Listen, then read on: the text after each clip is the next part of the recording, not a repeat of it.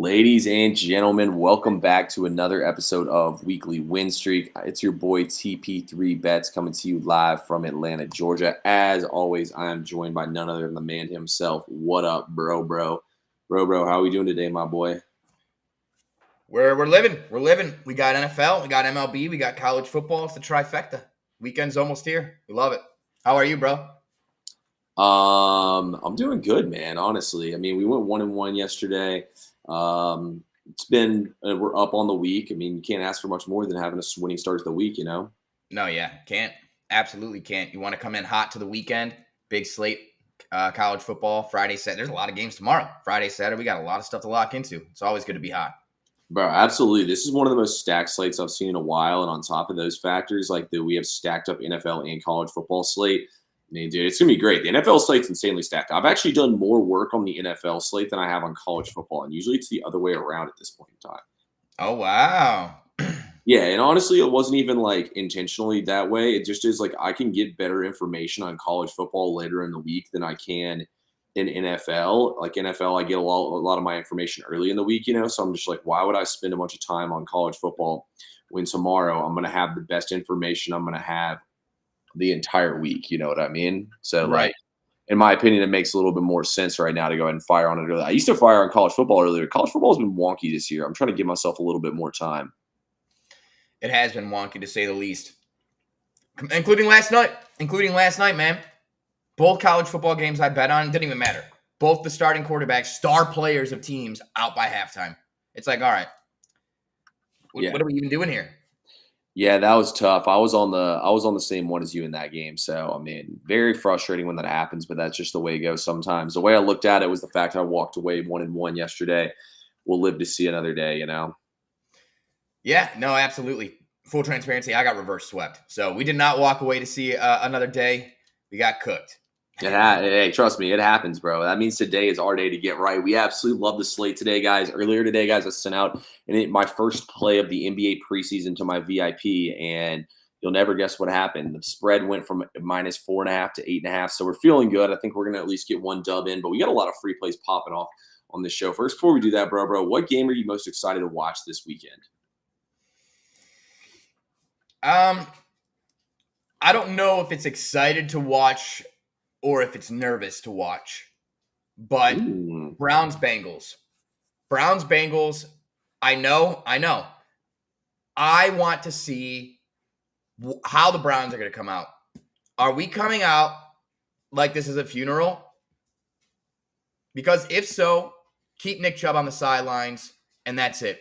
But I love the Battle of Ohio. I want to see if my team fights. I want to see if there's any fight left in this dog before I give up on him completely. So that's the game I'm looking forward to. I want to see when everybody in the city is bitching, moaning. I'm telling you, it is loud in Cleveland. The talk shows, all this stuff, it is loud. And when things get the darkest, I want to see if this team can stand up to the test and if they're going to put up a fight, if they're going to run like a bunch of bitches. T, what about you? Oh, man, I'm probably the most excited to watch. I'm not going to say the Falcons biasedly. I'm going to go unbiased here. I'm going to say my most excited game to watch this weekend is probably it's tough, man. I'm really excited, honestly, to watch this Lions and Vikings game, to watch the Packers. And I mean, I'm not even a Packers fan, but I'm excited to watch the Packers play the Texans. I mean, that's going to be a hell of a game. Chiefs and 49ers. Can y'all believe we have Chiefs 49ers on? And this man's throwing out the Bengals game. Hey, let's cash today, Pete. Hey, no hate. Listen, I'm really interested. I need to see this, but we also didn't clarify if we're talking NFL or college. College football, I'm telling you what, if your eyes are not glued on that Texas game, dude, Texas, Georgia, that is going to be a game. Oh, and we have Alabama, Tennessee. Like, the slate is beyond loaded, man. Yeah, I'm not so much excited for that game. You know, I think I'm not so impressed with Alabama. Yeah, I mean, dude, Alabama's defense has been horrible so far this season, but at the same time, I mean, Alabama's got to get right at some point, you know? Like, I still think Alabama can win and cover the game personally, but I don't know. I think I'm just going to take the over, to be honest with you. I think I like the over a lot. Okay. I don't hate it. Haven't looked at the numbers at all, but I'm really excited for that Texas-Georgia game. I think that's going to be without question, that could be like a repeat of the championship, even though Kirby Smartman has not really impressed me in big games. So we'll have to see.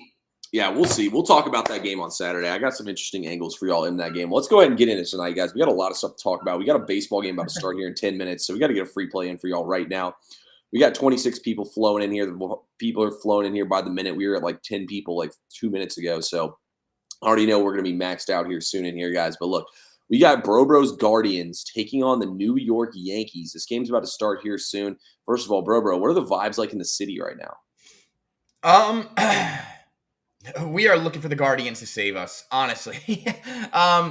No, it's not as bad as you would think, okay? One, this team never expected to get this far to begin with. So we're really proud of our squad, even though I give them a lot of shit. And I don't want the ownership to keep getting away with not putting good talent on the field. You got to give credit where credit's due. This team has putting up a hell of a fight. I'll say this, though. I think Cleveland feels like today's the day to get one. We have to get one. It's win or nothing at this point in time. If you lose this game, the series is over. I think there's optimism. I think there's optimism in Cleveland, not just from me, but from the city. And without further ado, we'll just go right into it. T. And I told my subscribers again, listen, if you don't love it, don't tail it.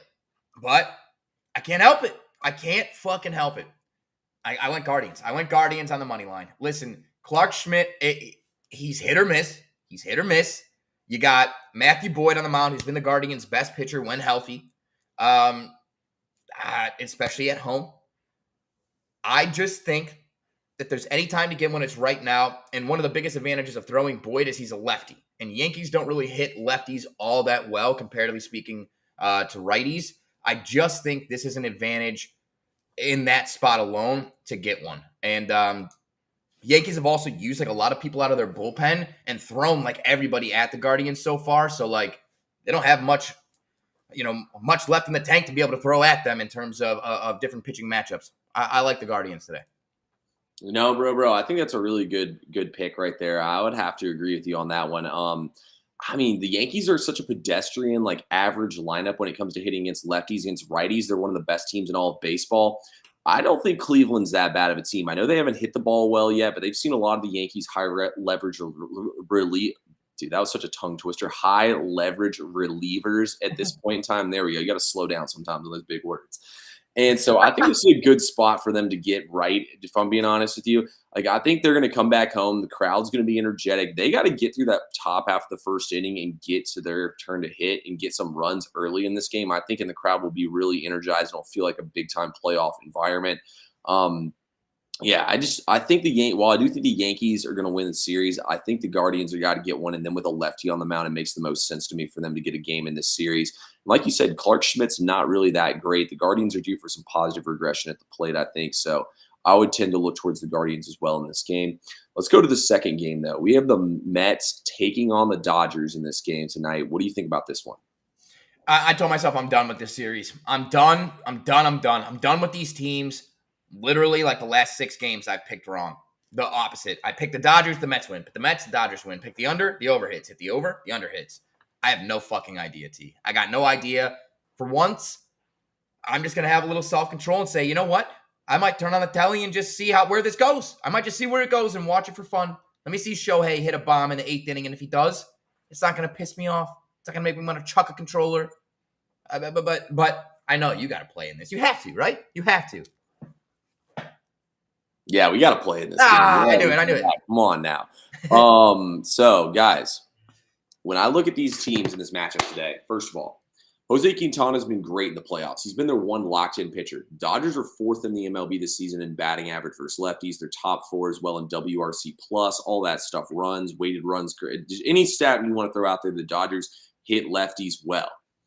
With that being said, I think Quintana is going to give some runs up right now. The Dodgers are dialed in at the plate right now. On the flip side of things, I don't see the Mets getting stifled twice at home by this Dodgers pitching staff. Sure, Yamamoto's got great stuff and whatnot, but I think the Mets are going to get to him in this game. The Mets still feel like the team of destiny, in my opinion. I think the Mets are going to win this game tonight, and I think they're going to score some runs here off Yamamoto. The total is only 7.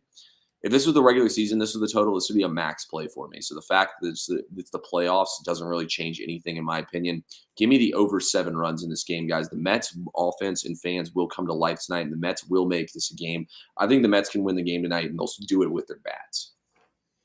Really like that play, and also I don't have a play in this game as I mentioned, but what's up, Alan? What's up, Alan?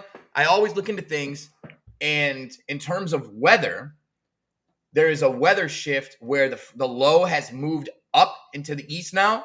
So over there in New York, you actually have wind now. Instead of blowing in, it's blowing out. And yesterday it was very, very cold. Very cold.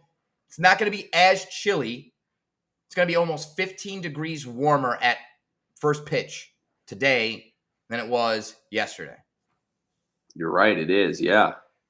So,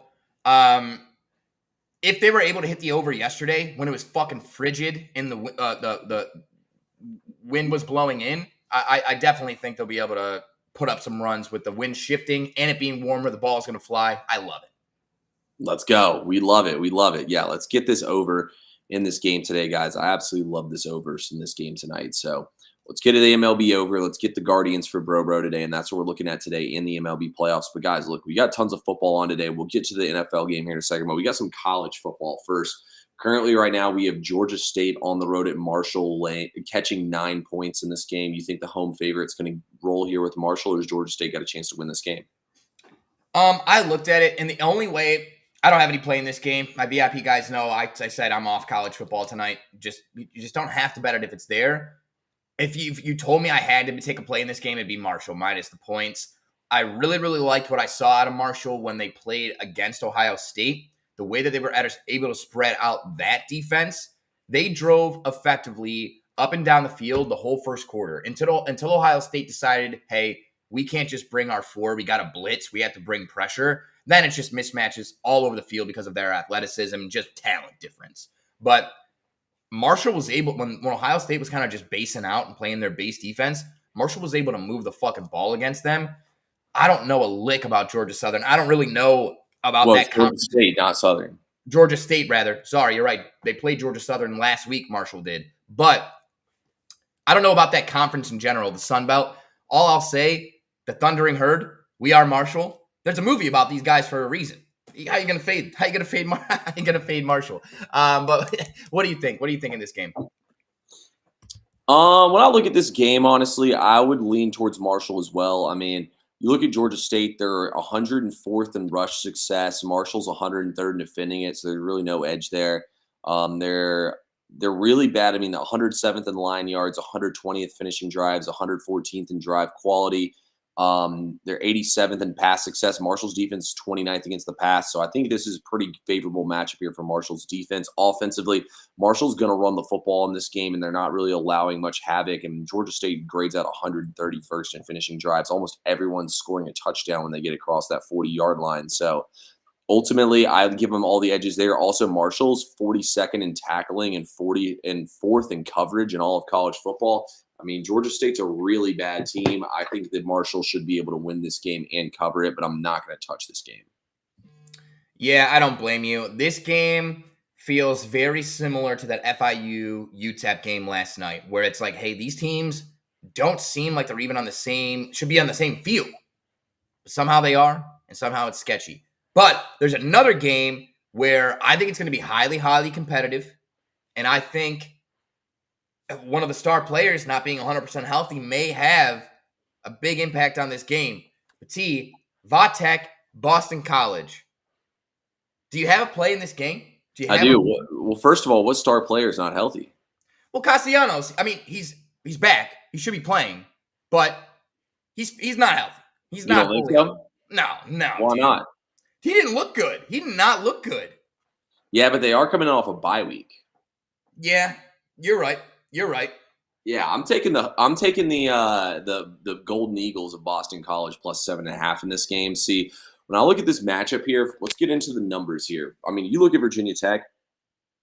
This defense is not great. They really haven't played. I mean, the offenses they played, not that great, man. Like, I don't think that. So let's come over to my numbers. So here we go. So Boston College ranks second in EPA, and passing EPA. They're first in explosive passing as well, among FBS teams. They're also 41st in pass success rate, 95th in rush success rate on defense. So they're defending the pass well. They're not really doing that great against the run, but but Virginia Tech, guys, wants to run the football in this game. Virginia Tech running the ball, they're 12th in rush success and 29th in line yards. So I think Boston College is going to be able to keep their run in check in this game. And I think Boston College will hit big plays through the air. You look at Virginia Tech, they've been playing well against bad teams. Boston College, in my opinion, plays a lot similar to Vanderbilt. They're going to be able to control the clock in this game and get Castellanos in the open field. Virginia Tech will struggle with tackling. Drones wants to run the ball as well. To be honest with you, I think both these teams are pretty even. I know it's a night game in Blacksburg, but get 7.5 points here. I got to jump in here on Boston College. Yeah, I don't hate it. If I was on it, I'd be on Boston College plus a 7.5 as well. Even considering the Castellanos thing, I think Boston College should be favored.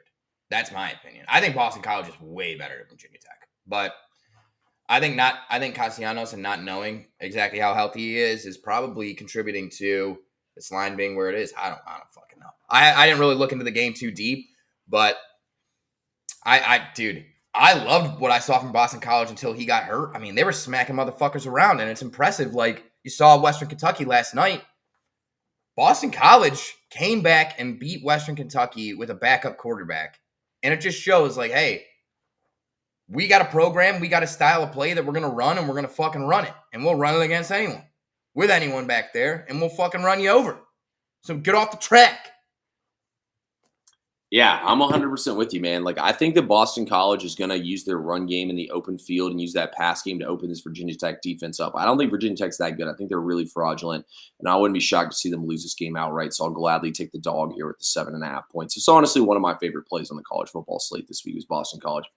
Castellanos is 80%. I think we got this. So I'm going to assume he's 80% when we get this one done. Let's shift our attention though, guys. It's time for Thursday night football. Me and Bro both got to play for y'all in this game. I also have a prop. I didn't play it, but I do like it a lot. Bro, let's start things out here. Right now, the spread's 2.5. The total's 37. What are you doing with this game on the side?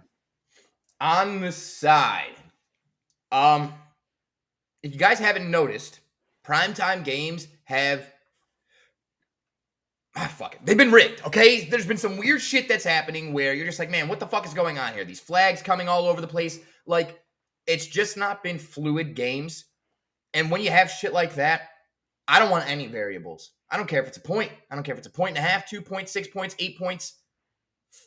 Until I can see some consistency out of these officials, out of some outcomes where it's like I have some concept of what the fuck is happening here, I'm taking just the straight up money line. I don't care about points here. I want Denver Broncos on the money line.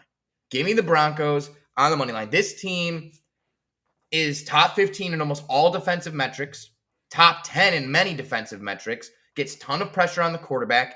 The Saints don't have any of their offensive line. Like, they're out like 4 fucking offensive linemen. They don't have 2 of their best receivers. They, unfortunately, are fucked.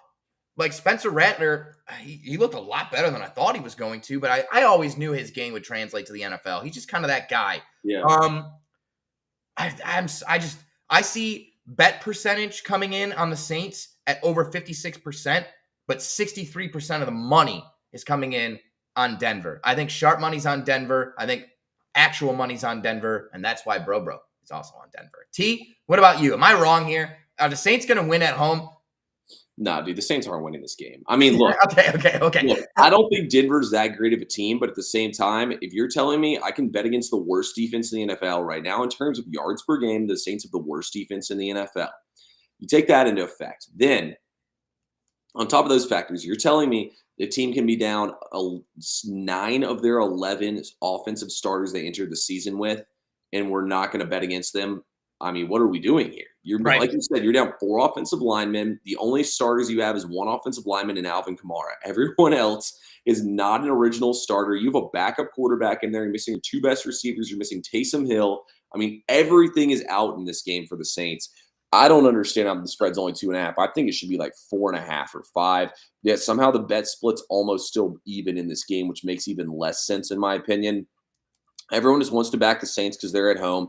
I get it. Bo Nix isn't that great, but I mean, we have the more healthy team. We have the better defense, better off. I mean, we have everything. This is one of those games where it's just like, if I'm wrong, take my money. Here you go. Like, Right. I'll gladly back Denver here and lose. Like, I don't care.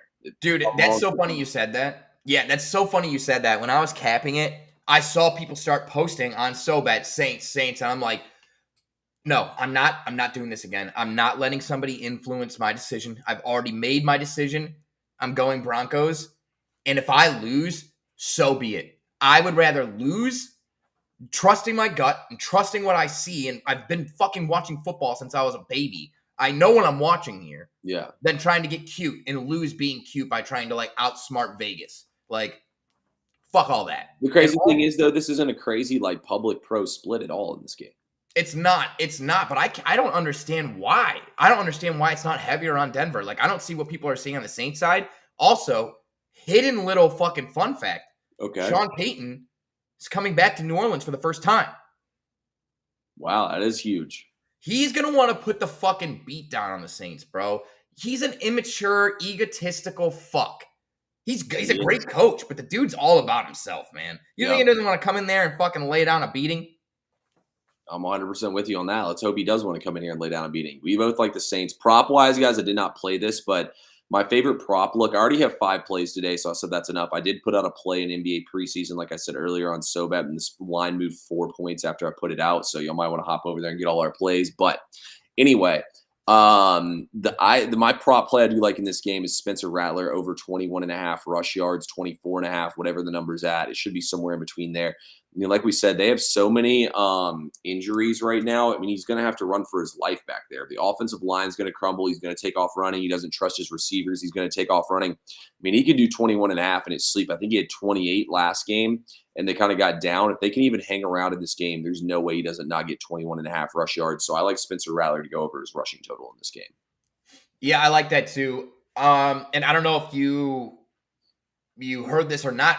But this morning I was watching the show with Greeny on ESPN, Get Up, and they were talking how the Saints plan to use a little bit more of Spencer Rattler's mobility today and moving the pocket because they're down so many offensive linemen. Like, they literally talked about that. So maybe we should play that. Dude, I love it. I didn't know where you were going with that. I love it. I was looking at it. I was looking at Bo Nix over 25, Spencer Rattler over 25, and a parlay. It's like plus 180 something. But it's you can definitely get some serious value. 25 plus certainly could happen. Both those guys like to pull it down and run. And younger guys, you know how they are, man. It's one read and pull for the most part. Yeah, you're not wrong. I think we might need to take it. Dude, I don't fucking hate it. I don't hate it. I don't hate it at all. Hey, listen, dude, you've been pretty hot. I mean, you've been pretty hot, dude. I wouldn't go crazy on it, but maybe throw like a little halfer on it and just see for fun. Nah, it's got to be a full unit play in order to make my slate. I think I might fire on it. I'm gonna look at a couple other things when we get off here, but I think you're right. I think we should take it. Dude, yeah, I think it's money. Don't force anything and don't just take it because of me. But if you love it, if you like it, I love it. No biggie. But so that was TP3's player prop. And guys, if you don't know already, TP3 has been on fire. He's one of the hottest handicappers on SoBet right now. He's got the little hot streak insignia next to his little thing. Listen, he's been killing it, absolutely killing it. Him as well as myself are over on SoBet. All the plays are there. If you want to subscribe to us, it's $10 for a full month of plays. Not just from T, not just from me, but from over 60 other experts in all sorts of different sports. Make sure that you're getting locked in. We can't thank you enough for tuning in. I know we got about 50 of you in here in the chat right now. Thank you so much for taking time out of your day to hang out with us today on Thursday. Make sure you're subscribed to both of our YouTubes. You have notifications turned on, so you're going to get a notification the second we go live. We break down the slate, give you the locks, give you the info, give you the information. Guys, I told myself I'm leaving no stone unturned. I'm going fucking ham today in the lab. I'm not letting this shit continue.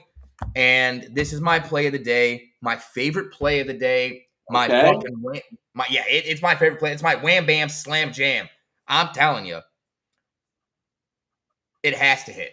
It has to hit. There's no way it doesn't. So we're going to Juwan Johnson, tight end of the New Orleans Saints.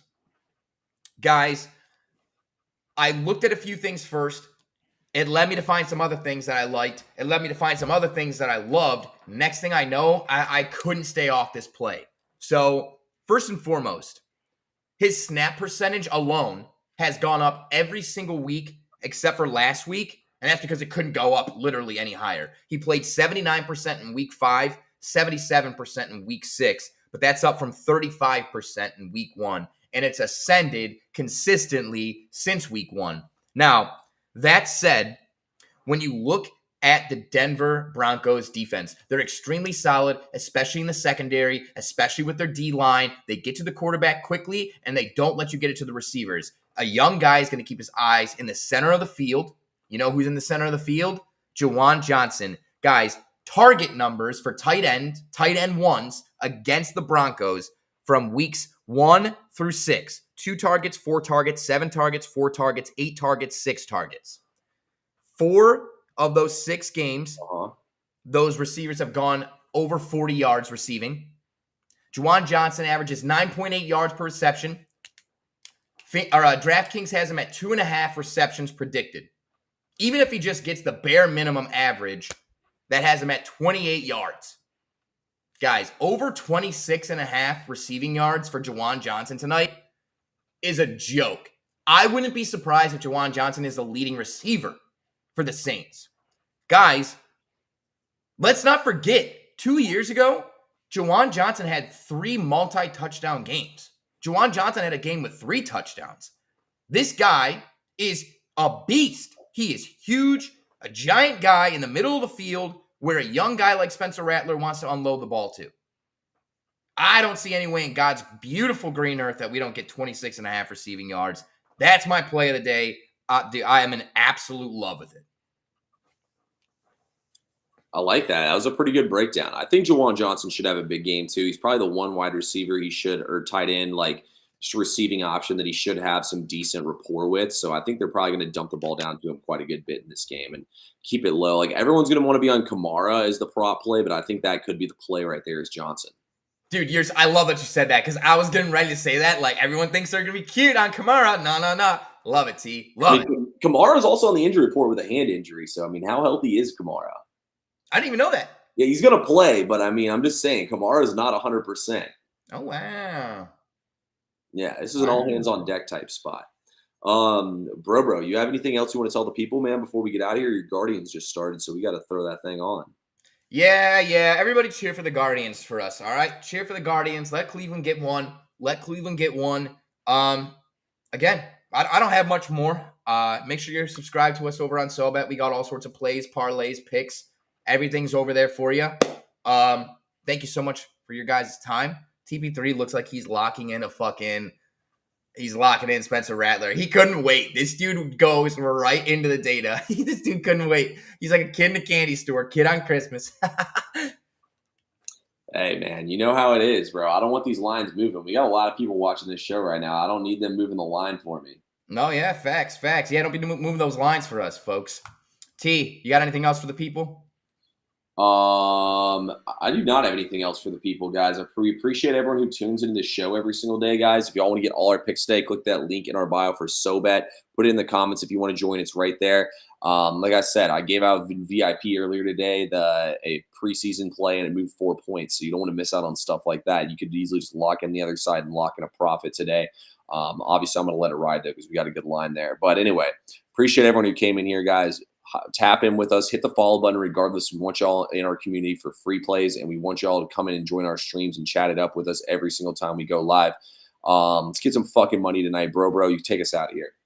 Yeah. Let's get some money tonight. And guys, the vibes are going to be higher than ever tomorrow. I'm telling you that. We're on. It's got to happen. It's on. I'm telling you, it just can't continue to happen. It can't.